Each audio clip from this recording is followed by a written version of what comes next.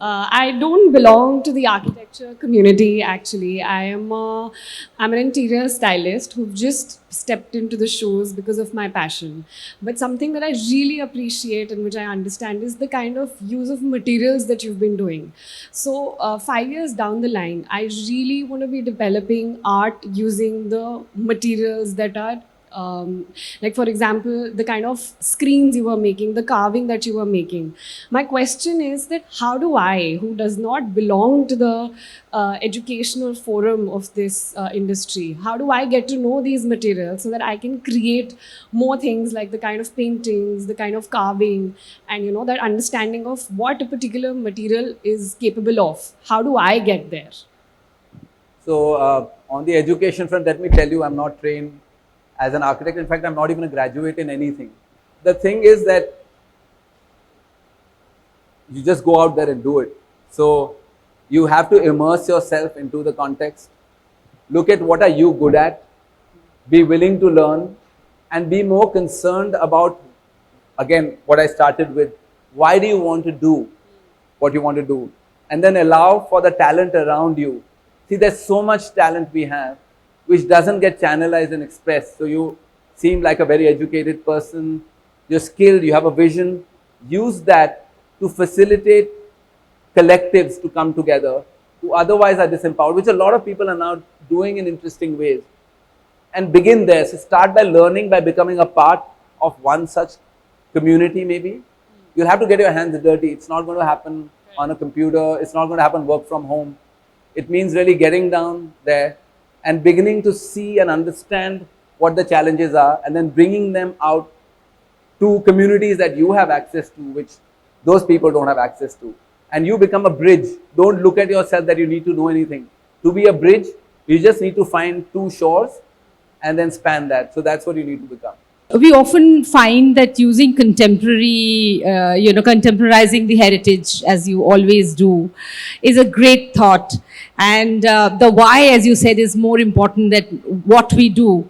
But when it comes to the clients, sometimes for them to align our whys with their whys and why nots becomes very difficult, especially when it comes to the pricing and the costs and all of that. Which definitely goes a little haywire the moment we try to explain the why. So how do you handle that, and what would you think young people, especially now getting into the design field, should look at particularly our heritage art and align their whys with the expectations of the client's whys and make it happen like you guys make it happen at Lotus? So there's a little distinction I make between art and artisans and craft. I find that craft and artisanal skill does not cost very much. In fact, the air conditioning unit you saw, the hand carving, cost less than if you were to do it on a CNC router cut machine.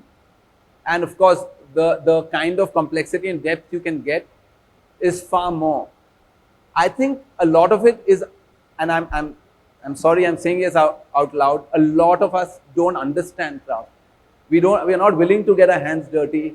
We are not willing to sit and understand what it takes to bring that out.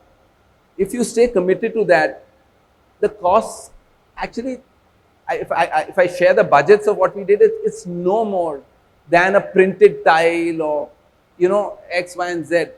So we need to, as designers, ensure that what does contemporary mean, and I know it's a Ghisapeta thing that I use, but I think as designers, we misunderstand what contemporarizing India means.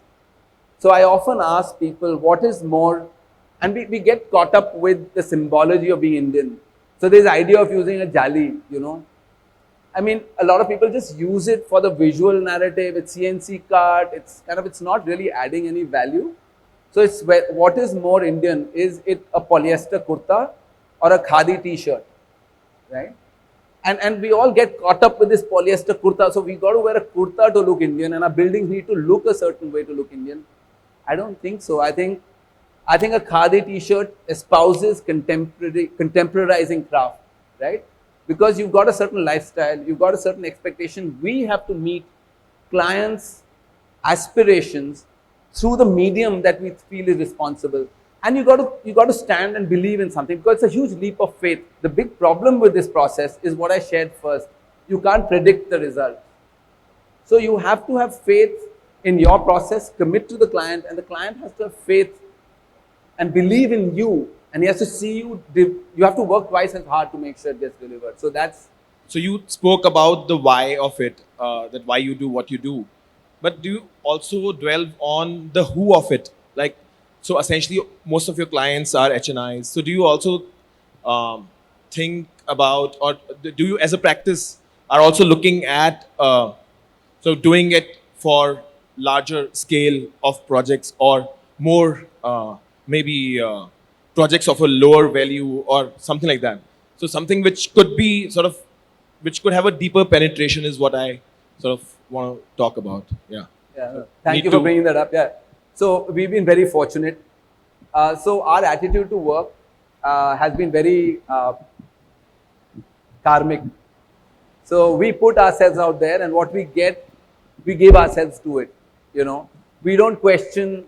I know a lot of practice have the right thing is to do a museum or a thing and a public space, and we got a bathroom, we put our heart and soul in it. We got a hotel, we put our heart and soul in it. And I've been very fortunate. We did a public government building, which was Krishi Bhavan. The client came to us saying, will you do something? He saw the hotel in Jodhpur, and then he said, look, will you do a government building for us, which was built on lower than government budgets. For instance, we've done work at the Crafts Museum. We currently are working on 2 competitions we won for the Mehrangarh Museum Trust. So we are developing a museum visitor center there. Again, very low budgets, a completely public space. We are doing something at the Qutub Shahi Gardens, an interpretation center with Aga Khan Trust, floated a competition which we won. And we worked on the Salam Balak Trust building in Gurgaon, pro bono. So whenever we have an opportunity, we take it.